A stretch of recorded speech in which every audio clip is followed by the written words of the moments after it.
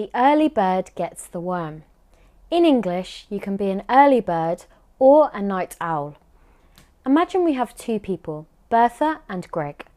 Bertha is a person who loves to get up early and go for a run.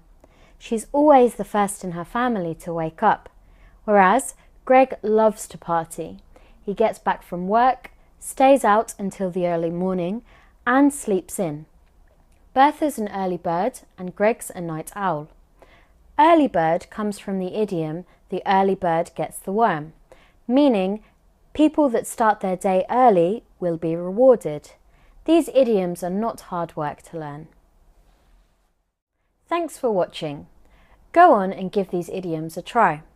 If you enjoyed this and would like to find out more about our one-to-one English tuition, please check out our General English page on our website. Stay tuned for more English fun.